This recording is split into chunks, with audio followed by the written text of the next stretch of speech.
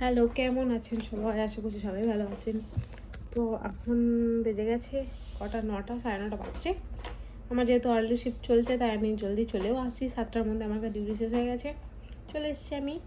তারপরে এখন আমার সব কাজ ছেড়ে, মানে সব কাজ টান করে এরপর আমি ডিনার করার জন্য বসে গেছি। ডিনারে খাবো আমি জুস।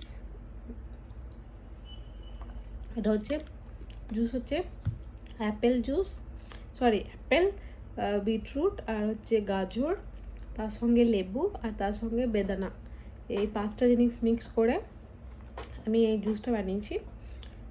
খুব উপকারী বডিতে, কি বলে, অ্যানিমিয়া বা ভিটামিন সি, যেহেতু এখন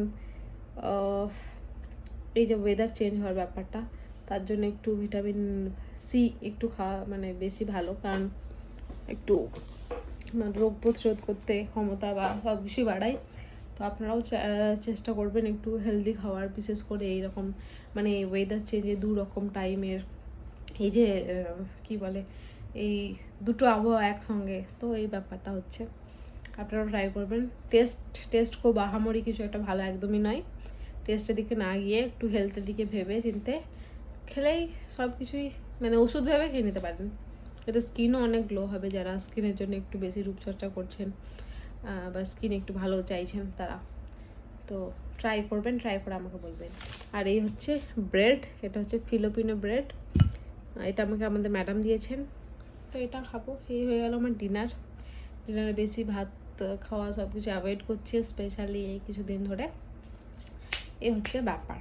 তো আর হ্যাঁ, আর জুসের মধ্যে দয়া করে যখনই কোনো ন্যাচারাল জুস বানাবেন, চিনি একদমই মিক্স করবেন না।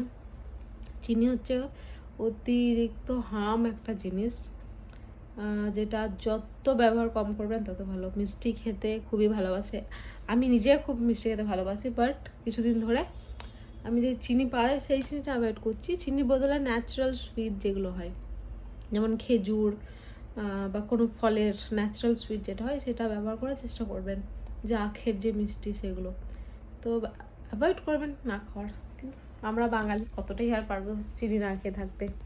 তো এই হচ্ছে ব্যাপার। তো আজকের মতো গুড নাইট, আবার পরে কথা হবে, টাটা।